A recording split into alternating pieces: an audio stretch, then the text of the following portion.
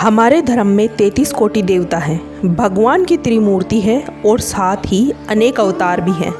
इन सभी देवों और अवतारों में रूप प्रतिपत्ति की सामर्थ्य होती है, अर्थात एक ही समय में वे अनेक स्थानों पर उपस्थित हो सकते हैं। शिव जी, हनुमान जी, भगवती दुर्गा, मातेश्वरी काली, श्री राम और भगवान कृष्ण के देश में लाखों मंदिर हैं और करोड़ों व्यक्ति इनकी पूजा उपासना करते हैं। यज्ञों में भी आपके नियमित आहुतियाँ दी जाती है। धर्मशास्त्रों का कथन है कि भक्त की भावना के अनुरूप इनमें से अधिकांश स्थलों पर देवता सेवा, पूजा और यज्ञ भाग स्वीकार करने के लिए पहुंचते हैं और उसी समय वे अपने लोक में रहते हुए अपना कार्य भी करते रहते हैं। हमारी भगवती काली में यह शक्ति अपरिमित मात्रा में है और यही कारण है कि जब कोई व्यक्ति सच्चे हृदय से मातेश्वरी काली को पुकारता है तब वह स्वयं तत्काल आकर उनके सारे संकटों को दूर कर देती है। इसके अतिरिक्त एक अनुपम विशेषता और है हमारी माँ काली में। जहाँ अन्य सभी देवों का कोई एक निश्चित रूप स्वरूप है, वहीं अनेक हैं माँ काली के रूप और स्वरूप। ये अनेक रूप केवल 3 देवों के हैं, मातेश्वरी काली, भगवती दुर्गा और भगवान भैरव देव जी। इनमें भी भगवती दुर्गा के तो चतुर्भुजी, अष्टभुजी, सहस्त्रभुजी और चंडिका आदि चंद रूप हैं, तो भगवान भैरव देव जी के कुल 12 स्वरूप हैं, परंतु मातेश्वरी काली के तो अनंत रूप हैं, जिनमें से लगभग 1 दर्जन स्वरूपों की पूजा आराधना, उपासना और तंत्र साधना व्यापक स्तर पर होती है। ऊपर से देखने में तो सभी रूप स्वरूप पृथक पृथक है। इनके कृत्यों और स्वभाव में पर्याप्त अंतर है और कुछ धर्म ग्रंथों में इन्हें पृथक पृथक निरूपित किया गया है, परंतु आप व्यर्थ भ्रम में न पड़िए। मातेश्वरी काली के किसी भी एक स्वरूप की पूजा आराधना अथवा उपासना की जाए, वह समर्पित तो मातेश्वरी को ही होती है। काली का शब्दों में अर्थ है काल की पत्नी, तो महाकाली का अर्थ है महाकाल की अर्धांगिनी। हमारे धर्म में यमराज को प्राणहर्ता और धर्मराज को आत्माओं का न्यायकर्ता माना गया है, परंतु मृत्यु के वास्तविक नियंत्रणकर्ता तो भगवान शिव ही हैं। प्रलय काल में प्रलय भी उनके तांडव नृत्य द्वारा ही संपन्न होती है। शास्त्रों का कथन है कि आदि शक्ति भगवती योग माया का एक सबसे सशक्त और दिव्य रूप है भगवती दुर्गा और दूसरा स्वरूप है काली। वास्तव में मातेश्वरी काली और दुर्गा अलग अलग नहीं, एक ही शक्ति के 2 रूप है। राक्षसों के वध करने अथवा अन्य किसी विशिष्ट प्रयोजना के लिए भी भगवती दुर्गा अथवा काली के साकार रूप में प्रकट होती हैं। अधिकांश समय तो आप शिव जी की शक्ति स्वरूपा मातेश्वरी पार्वती जी के रूप में उनके साथ ही रहती हैं। मातेश्वरी पार्वती ही भगवती काली हैं और काली ही मातेश्वरी पार्वती हैं। इसका वर्णन अनेक धर्म ग्रंथों में उपलब्ध है।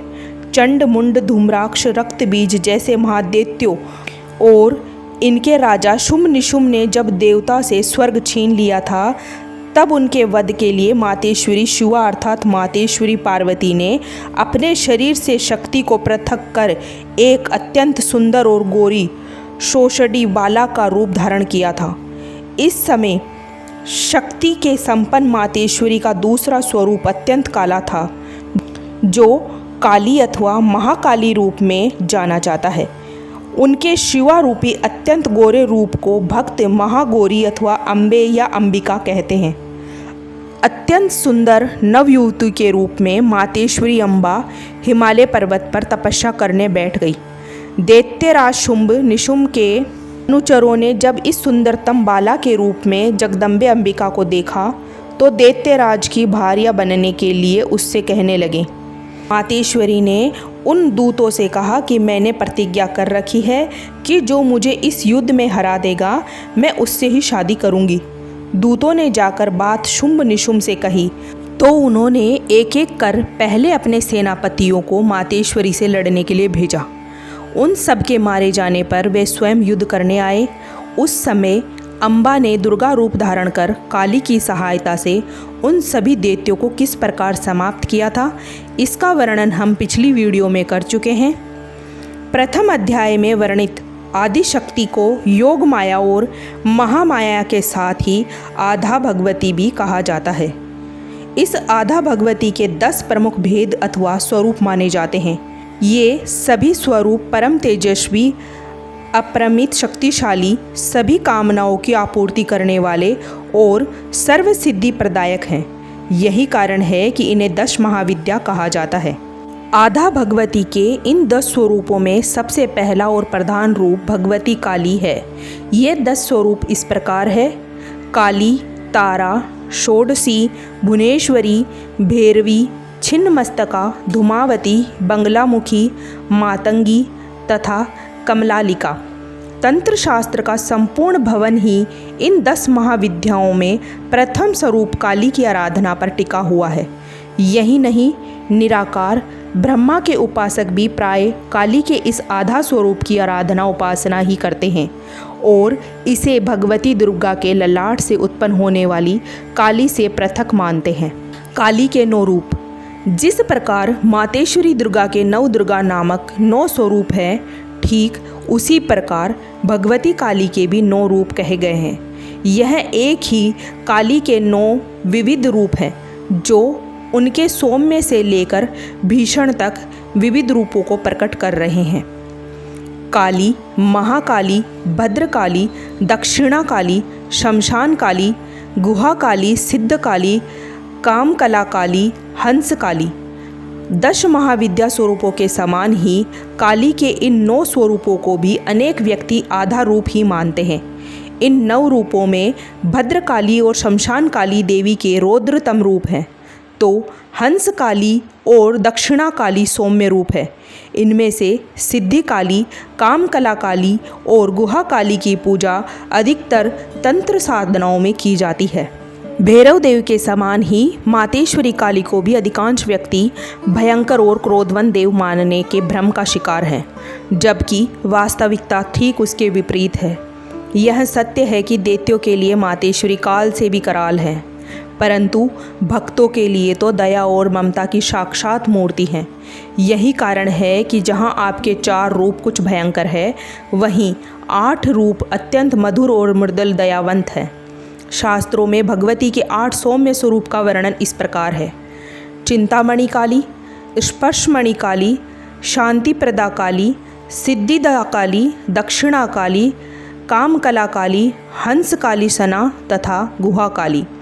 भगवती दक्षिणा काली को ही दक्षिणा अथवा दक्षिणा कालिका भी कहा जाता है। दक्षिण दिशा में रहने वाला यमराज और उसके दूत भगवती दक्षिणा काली का नाम सुनते ही भयभीत होकर भाग जाते हैं, अतः वे काली उपासकों को नरक में नहीं ले जा सकते।